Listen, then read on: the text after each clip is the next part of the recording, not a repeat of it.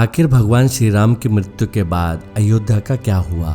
आखिर कैसे सूर्यवंशियों का वंश आगे बढ़ा? आखिर कैसे लव और कुश ने राज्य को संभाला? आखिर कौन थे लव और कुश? आखिर लव और कुश किसकी संतान थी? तो चलिए दोस्तों जानते इस वीडियो के माध्यम से। नमस्कार दोस्तों, मैं हूं प्रदीप और स्वागत है आप सभी का महाज्ञान यूट्यूब चैनल में। लंका पर विजय प्राप्त करने के बाद जब श्री राम माता सीता को अपने साथ वापस अयोध्या ले आए, तब माता सीता को पता नहीं था कि उन्हें अभी अपने जीवन में और भी परीक्षाएं देनी है। जब अयोध्या में माता सीता पर सवाल उठने लग गए, तब श्री राम ने अपनी प्रजा के कहने पर माता सीता को छोड़ दिया। उसके बाद माता सीता वाल्मीकि जी के आश्रम में रहने के लिए चली गई, जहां उन्होंने अपने दो बेटों को जन्म दिया, जिनका नाम था लव और कुश। उनका लालन पालन पोषण किया, लेकिन इतना सब होने के बाद भी उन्होंने किसी दूसरी रानी से शादी नहीं की। ये कहा जा सकता है कि माता सीता के प्रति श्री राम का यह प्रेम ही था। भगवान श्री राम जब भी कोई यज्ञ करते थे, तब वह यज्ञ में सोने की गुड़िया लेकर बैठते थे, और सोने की गुड़िया इसलिए क्योंकि सोने को सबसे पवित्र माना जाता है। साथ ही माता सीता की कमी को पूरा करने के लिए ऐसा किया करते थे। चलिए जानते हैं, जब भगवान श्री राम ने राजपाट छोड़ दिया तो उसके बाद किसने शासन किया? आखिर भगवान राम के बाद रघुवंशियों का क्या हुआ?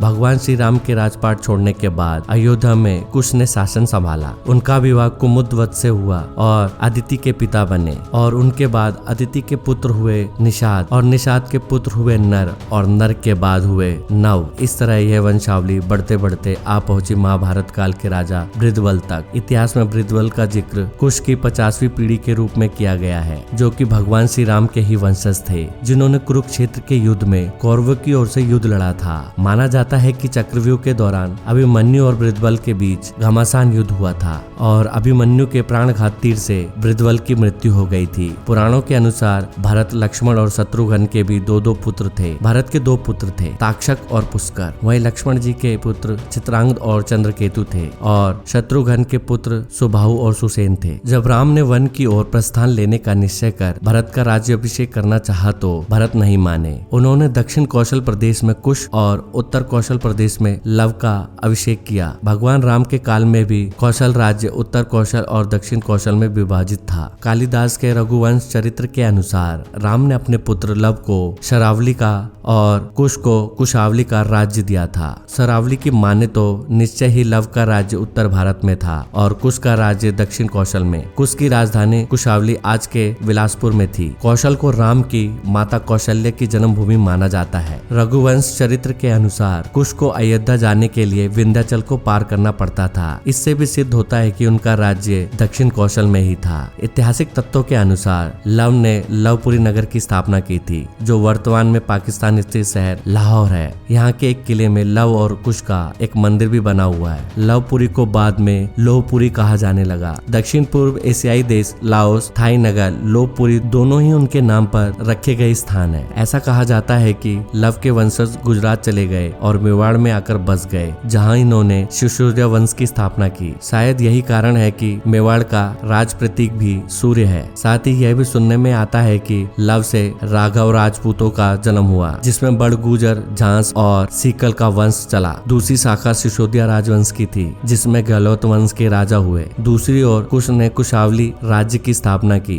जो छत्तीसगढ़ राज्य के बिलासपुर जिले में है। कुश ने अपना राज्य पूर्व की तरफ ही फैलाया, और ऐसा माना जाता है कि थाईलैंड के राजा इसी वंश के थे। शायद इन्हीं कारणों से थाईलैंड के राजा को आज भी राम की उपाधि देने की प्रथा यथावत है। साथ ही कोसी से कुशवाहा यानी कि कछुआ राजपूतों का मन चला कहा जाता है। इसके अलावा मौर्य, सैनी, सेफ के संप्रदाय की स्थापना कुश के वंश से ही हुई। वहीं हिस्ट्री ऑफ ऑथेंटिकेशन इंडिया किताब के अनुसार कुश की मृत्यु एक असुर के वध से हुई थी। इसके अलावा ऐसा कहा जाता है कि लव और कुश में से कुश का ही वंश आगे बढ़ा। इसी कारण इतिहास में कुश के ही वंशों का वर्णन ज्यादा मिलता है। पुराणों में 30 दूसरे सूर्यवंशी राजाओं का जिक्र भी मिलता है, जिसमें से एक नाम गौतम बुद्ध का भी है। सूर्यवंश के अंतिम राजा के रूप में राजा सुमित को ही जाना जाता है, जिन्होंने नंद वंश के संस्थापक पद्मानंद से हारकर अयोध्या को कस्बे में ले लिया था, और यह समय ईसा पूर्व से 362 से लेकर 420 तक रहा होगा। वही भारत की सर्वोच्च अदालत ने यह भी आगे जाकर पूछा कि